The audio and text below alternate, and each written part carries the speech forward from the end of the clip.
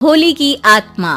बचपन से शहर में रहने वाला मनोज इस साल होली की छुट्टियों में अपने गांव दुर्गापुर वापस आता है, जहां उसे देख पूरा गांव खुशी से झूम उठता है।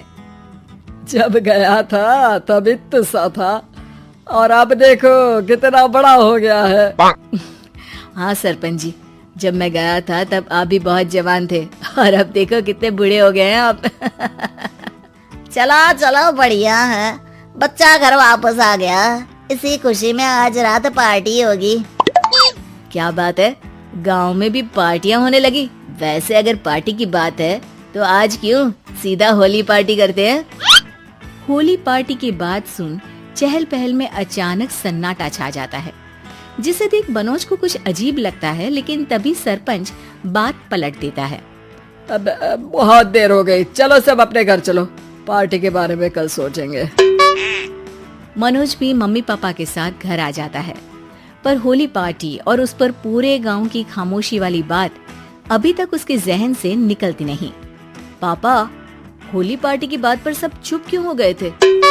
अरे होगी उनकी कोई अपनी बात, मुझे गांव की पंचायत ही थोड़ी पता है। थक गया हूँ, चलो सो जाते हैं, कल बात करते हैं। पापा की बात मानते हुए मनोज भी सोने चला जाता है। आज तो छुपा लिया, लेकिन हफ्ते बाद जब होली का दिन आएगा तब इसे कैसे रोकोगे? अगली सुबह सूरज के साथ ही मनोज भी गांव घूमने निकल जाता है, जिस पर रास्ते में उसे अपनी ही उम्र के कुछ लड़के भी मिलते हैं, जिनसे दोस्ती कर अब वो उनके साथ घूमने लगता है। इसी तरह कुछ दिन बीत जाते हैं और होली नजदीक आने लगती है। दोस्तों, होली में 4 दिन ही बचे हैं, पर गांव में उसकी कोई तैयारियां क्यों नहीं दिख रही?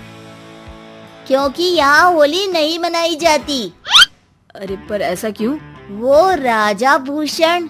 अरे तुम 4 दिन के लिए आए हो, क्या इतना सोच रहे हो? चलो कुछ खाने चलते हैं। इसी के साथ एक बार फिर होली की बात को टलते हुए देख मनोज को शक होने लगता है।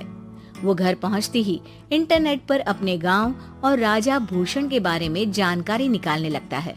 क्या? मुझे आज तक ये नहीं पता था। ऐसा कैसे? किसी ने मुझे कुछ बताया क्यों नहीं? सारी जानकारी लेने के बाद मनोज गांव वालों या अपने मम्मी पापा से कुछ पूछे बिना खुद ही उसकी सच्चाई के बारे में छानबीन करने लगता है, जिसके चलते वो राजा भूषण की हवेली में पहुंचता है। वाह, क्या हवेली है यार। पर क्या यहाँ सच में कोई भूत है? हेलो भूत जी, कोई है क्या? हम इस साल गांव में होली सेलिब्रेट कर रहे हैं, क्या आप उस पर थोड़ा इंटरव्यू देंगे? मनोज के ऐसा बोलते ही गांव में तूफान उठ जाता है और हवेली में रखी सारी चीजें हिलने लगती है। एक अदृश्य शक्ति मनोज को धक्का देकर हवेली से बाहर निकाल दरवाजा बंद कर लेती है। ये सब देख मनोज हैरान रह जाता है। क्या अभी मुझे हवा ने धक्का देकर बाहर निकाल दिया? मेरे होते हुए इस गांव में कभी होली नहीं मन सकती, इसलिए दोबारा ऐसी कोशिश भी मत करना, अंजाम बुरा होगा। आवाज सुन मनोज हैरानी से इधर उधर देखने लगता है, पर उसे कोई दिखाई नहीं देता। वो गांव वापस आ जाता है, जहां तूफान की वजह से सब कुछ तहस महस हो चुका होता है। आखिर ये तूफान आया कैसे? ना ऐसा कोई मौसम था और ना ही हमने होली का त्योहार मनाने की बात की थी। सरपंच की बात पर कोई रिएक्शन दिए बिना मनोज चुपचाप अपने घर चला जाता है। इस तरह देखते ही देखते होली का दिन भी आ जाता है और मनोज रंग लेकर गांव में निकल जाता है, लेकिन गांव पूरी तरह खाली होता है। अरे त्योहार का दिन है, धूमधाम की जगह मातम क्यों मनाया हुआ है? मनोज की आवाज सुन सब अपने घर की खिड़कियां खोल के घर के अंदर से ही उसे वापस जाने के लिए कहने लगते हैं, पर वो किसी की नहीं सुनता। तुझे पहले भी समझाया था, अगर होली खेलने की कोशिश भी की तो अच्छा नहीं होगा। अरे बात मान लो बेटा, तुम्हें सच नहीं पता। मुझे सब पता है। सालों पहले इस राजा ने एक अंधविश्वास फैलाया और आप लोग आज तक उसे मानते आ रहे हो। अरे बेटा, जब तुम पैदा भी नहीं हुए थे उससे भी बहुत पहले से इस गांव पर होली का श्राप है। अगर गांव में होली का त्योहार मनाया जाता है तो प्रलय आना पक्की बात होती है। राजा भूषण इस सब में नहीं मानते थे, और त्योहार मनाने लगे, जिसके चलते होली वाले ही दिन पहले उनके बेटे की और फिर उनकी मृत्यु हो गई। तभी से गांव की रक्षा के लिए उनकी आत्मा उस हवेली में रह रही है। सबकी बातें सुन मनोज उलझन में पड़ जाता है। सोचना भी मत मनोज, अगर तुमने इस परंपरा को तोड़ने की कोशिश भी की तो उसका परिणाम इस गांव और गांव के लोगों के लिए अच्छा नहीं होगा।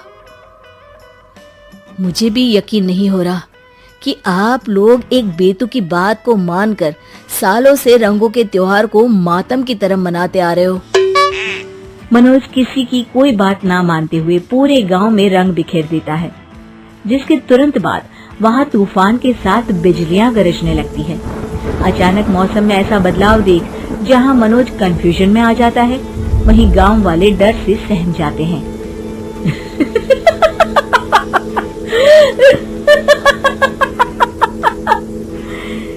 इस लड़के ने हमारे जैसे सिर्फ अपने स्वार्थ के लिए नहीं बल्कि पूरे गांव की खुशियों के लिए यहाँ होली मनाई है, जिस वजह से अब इस गांव पर होली का श्राप टूटता है। ऐसा बोलकर राजा का भूत वहां से गायब हो जाता है, जिसके बाद गांव के लोग धूमधाम से होली मनाते हैं। खुशियों के रंग गांव में बिखरे ही होते हैं कि अगली सुबह अचानक मनोज कहीं गायब हो जाता है और एक बार फिर गांव में होली का नया राज शुरू हो जाता है।